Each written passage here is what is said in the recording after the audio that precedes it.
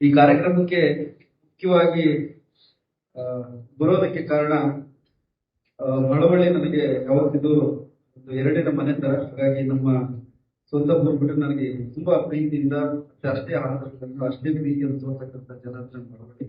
ಹಾಗಾಗಿ ಮಳವಳ್ಳಿ ಬರೋದ್ರಲ್ಲಿ ಯಾವಾಗಲೂ ಖುಷಿ. ಎರಡನೇದಾಗಿ ಇದು ಕೇಳಿದೆ ನನ್ನ ವಿಶ್ವಗುರು ಏನು ಸಹಕಾರ ಸಂಘ ಇದೆಯಲ್ಲ, ಇದು ಯಾರ್ಯಾರಿದ್ದಾರೆ ಇದ್ರಲ್ಲೆಲ್ಲ ಅಂತ ಅವ್ರು ಹೇಳಿದ್ರು. ಇದು ಸಂಘದಲ್ಲಿ ಬರೇ ಲಿಂಗಾಯತರು ಮಾತ್ರ ಇಲ್ಲ, ಇಲ್ಲಿ ಎಲ್ಲಾ ಜಾತಿಯ ಜನಾಂಗದವರು ಎಲ್ಲಾ ಸೇರ್ಕೊಂಡು ಮಾಡ್ತಕ್ಕಂಥ ಸಂಘ ಇದು. ಪ್ರತಿ ವರ್ಷ ಒಳ್ಳೊಳ್ಳೆ ಕಾರ್ಯಕ್ರಮ ಮಾಡ್ತೀವಿ ತಿಳಿಸಿದ್ರು. ಯಾಕಂದ್ರೆ ಗುರುಗಳು ಕೂತಿದ್ದಾರೆ ಇಲ್ಲಿ, ಅವರು ಸಾಕಷ್ಟು ತರದ್ದು ಸರ್ಕಾರಿ ಕಾರ್ಯಕ್ರಮ ಅವ್ರು ನೋಡಿದ್ದಾರೆ, ಬೇರೆ ಬೇರೆ ಕಾರ್ಯಕ್ರಮ ಕೂಡ ನೋಡಿದ್ರೆ.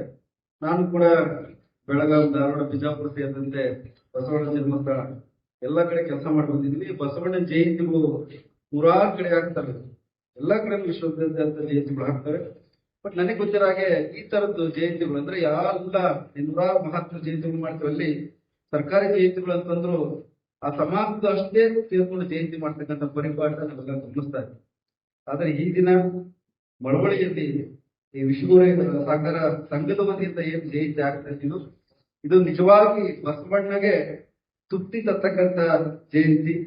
ಇದು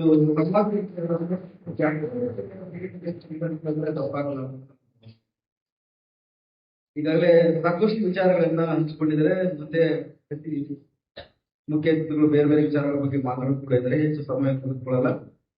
ಮುಖ್ಯವಾಗಿ ನಮ್ಗೊಂದು ಕೀಳು ಇದೆ. ಏನ್ ಕೀಳು ಅಂತಂದ್ರೆ,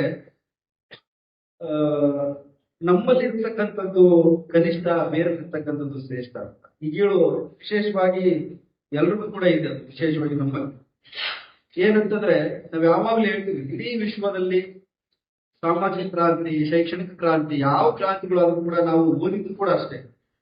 ಯಾವ ಕ್ರಾಂತಿ ಅಂತಂದ್ರೆ, ಇಂಥ ಕ್ರಾಂತಿ ಆಯ್ತು, ಸಾಮಾಜಿಕ ಕ್ರಾಂತಿ ಅಂತಂದ್ರೆ ವಿದೇಶದ ನೆಲದಲ್ಲಿ ಕ್ರಾಂತಿ ಉಳಿತು ಅಂತ ಆ ಒಂದು ಭ್ರಮೆ ನಾವೆಲ್ಲ ಬದುಕ್ತಾ ಇದ್ವಿ.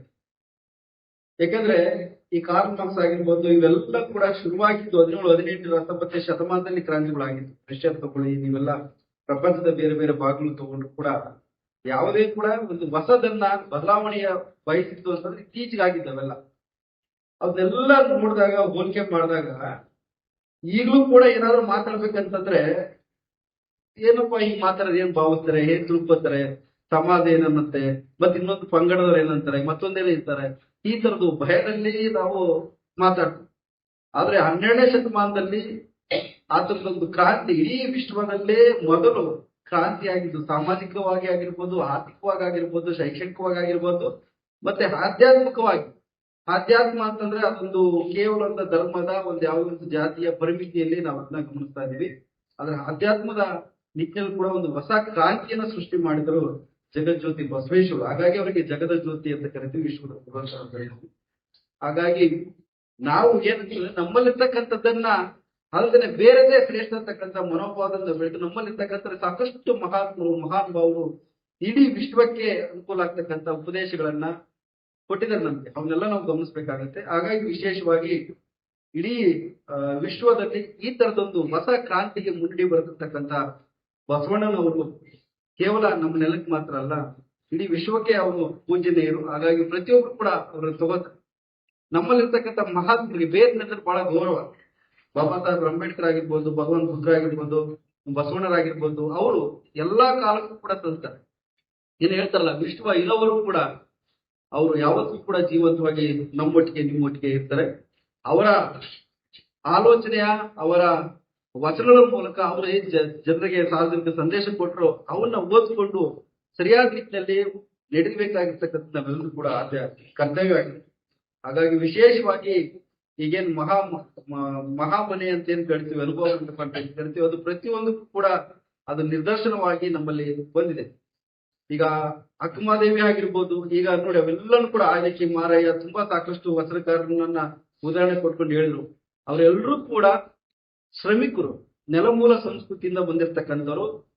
ಅವ್ರು ಯಾರು ಕೂಡ ಅಲ್ಲೇವರೆಗೆ ಏನಾಗಿತ್ತು, ಸಾಹಿತ್ಯ ಅಂತಂದ್ರೆ ಆನಂದಕ್ಕಷ್ಟೇ ಸಾಹಿತ್ಯ, ಸಂತೋಷಕ್ಕಷ್ಟೇ ಸಾಹಿತ್ಯ ಅಂತಕ್ಕಂಥದ್ದಿತ್ತು. ಮತ್ತೆ ಸಂಸ್ಕೃತದಲ್ಲಿ ಬರೆದ್ರೆ ಮಾತ್ರ ಶ್ರೇಷ್ಠ ಆ ತರದೊಂದು ಮನೋಭಾವ ಇತ್ತು.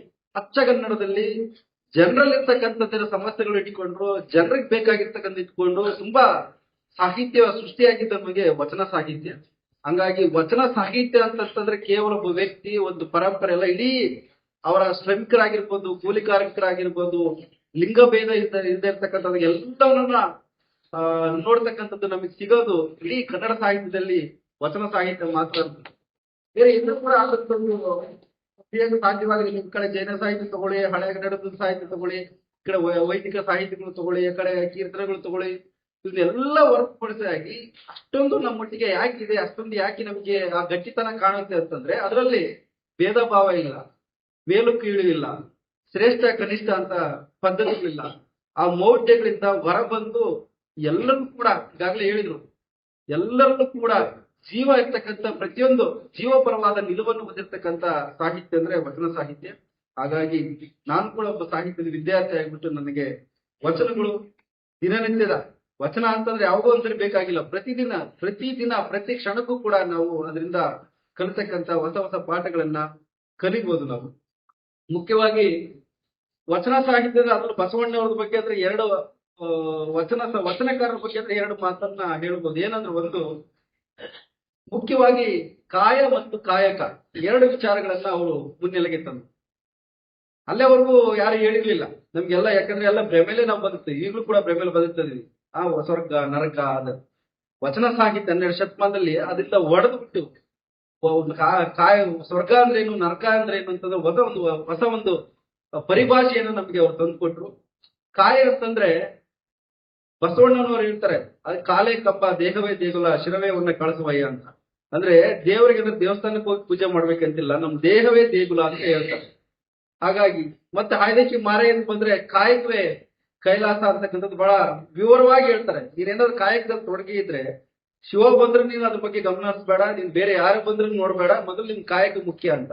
ಹಂಗಾಗಿ ಇಡೀ ಒಂದು ವಿಶ್ವಕ್ಕೆ ಕಾಯಕವೇ ಕೈಲಾಸ, ಕೆಲಸವೇ ನಮ್ಮ ಸ್ವರ್ಗ ಅಂತಕ್ಕಂಥದ್ದು ಒಂದು ಹೊಸ ಪರಿಕಲ್ಪನೆಯನ್ನು ನಮ್ಗೆ ವಚನಕಾರರು ಕಟ್ಟಿಕೊಟ್ರು.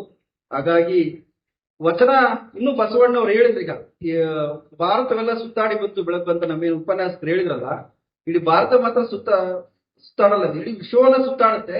ಆದ್ರೆ ನಮ್ಮಲ್ಲಿರ್ತಕ್ಕಂಥ ಸಂಕುಚಿತ ಮನೋಭಾವದಿಂದ ಬಸವಣ್ಣ ಇರ್ತಕ್ಕಂಥ ಒಂದು ಆ ಜಾತಿಯ ಒಳಗಡೆ ಕೂಡೆ ಹಾಕಿರೋದ್ರಿಂದ, ಅಥವಾ ನಾವು ಅವ್ರು ಯಾರು ಮಹಾತ್ಮರು ಯಾರು ಜಾತಿಗೆ ಸೀಮಿತವಾಗಿ ಕೂತಿಲ್ಲ, ಆದ್ರೆ ವಿಶೇಷವಾಗಿ ವಿದ್ಯಾವಂತರು ಪ್ರಜ್ಞಾವಂತರು ಅಂತ ಕರಿತೀವಿ, ನಾವೇ ಅದನ್ನ ಅವರ ಒಂದು ಪಂಗಡಕ್ಕೆ ಒಂದು ಸಮುದಾಯಕ್ಕೆ ಸೀಮಿತ ಮಾಡ್ಕೊಂಡೆ ಏನಾಗುತ್ತೆ, ಅವ್ರಲ್ಲಿರ್ತಕ್ಕಂಥ ಜ್ಞಾನ, ಅವರಲ್ಲಿರ್ತಕ್ಕಂಥ ಏನು ಹೊಸ ಹೊಸ ವಿಚಾರಗಳನ್ನ ನಾವು ಕೂಡಿಟ್ಕೊಂಡಾಗುತ್ತೆ. ಹಾಗಾಗಿ ಬಸವಣ್ಣ ಯಾವತ್ತೂ ಕೂಡ ಪ್ರಸ್ತುತ.